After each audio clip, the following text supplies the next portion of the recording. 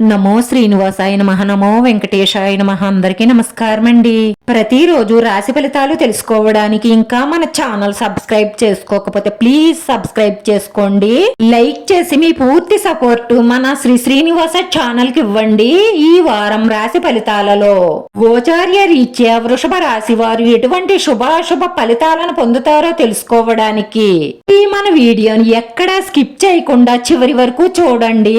మిమ్మల్ని మెచ్చే ఈ స్త్రీ వల్ల ధనలాభం పొందుతారు. ఈ వారంలో మీకు ఒక మంచి శుభవార్త అందుతుంది. ఈ శుభవార్త అందుతుందని మీరు కలలో కూడా ఊహించి ఉండరు. మీ గ్రహ నక్షత్రం ప్రకారం మీ అదృష్టం వల్ల ఈ శుభవార్త అందే అవకాశాలు ఉన్నాయి. కానీ మీ జాతకంలో ఏమైనా దోషాలుంటే మాత్రం ఈ శుభవార్త అందడానికి ఆటంకాలు ఏర్పడతాయి. ఇలా ప్రతిదానికి ఆటంకాలు ఏర్పడుతూ ఉన్నట్లయితే మీ పర్సనల్ జాతకం ఒక్కసారి మంచి పండితులకు చూపించండి.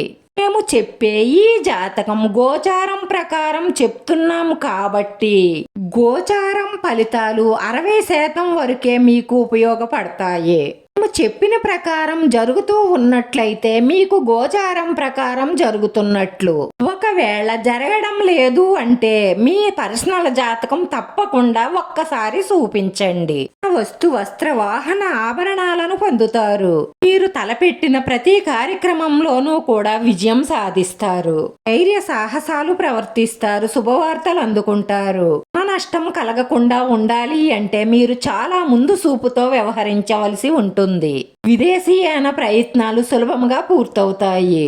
ఆకస్మిక ధనలాభం, ధనాభివృద్ధికి అవకాశాలు ఎక్కువగా గోచరిస్తున్నాయి. ప్రయాణాలు ఎక్కువగా చెయ్యవలసి వస్తుంది. పేరు ప్రతిష్టలు పెరుగుతాయి. అవసరమైన వ్యయ ప్రయాసాలు ఉంటాయి. అనవసరమైన ప్రయాణాలు చెయ్యకుండా ఉండడమే మంచిది. మానసిక ఆందోళనతో కాలం గడుపుతారు. అలా చెయ్యకండి. మీ ఆరోగ్యం దెబ్బతింటుంది. మనోధైర్యాన్ని పెంచుకోండి. నమ్మకంగా ముందుకు సాగండి. మీరు కోపం తగ్గించుకొని శాంతంగా ఉండడం వల్ల బంధుమిత్రులతో వచ్చే వైరాలు తగ్గుతాయి. రాజకీయ రంగాల వారికి, క్రీడా రంగం వారికి అద్భుతమైన అవకాశాలుంటాయి. అన్ని రంగాలలోనూ అభివృద్ధిని సాధిస్తారు. విద్యార్థులు కష్టపడి చదవవలసిన సమయం ఇదే. విద్యార్థులు మంచి ఫలితాలను సాధించడం కోసం దత్తాత్రేయుణ్ణి, కృష్ణమూర్తిని దర్శించుకుని ప్రార్థించడం మంచిది. ఉద్యోగ వ్యాపారాలలో ధనాభివృద్ధి కోసం అహుకాలంలో దుర్గాదేవిని మనసారా పూజించి ప్రార్థించండి. ప్రయత్న కార్యాలన్నీ ఫలిస్తాయి. కుటుంబంలో సంతోషం నెలకొంటుంది. ఈ గృహంలో మీరు కోరుకున్న మార్పులు మీకు సంతృప్తినిస్తాయి.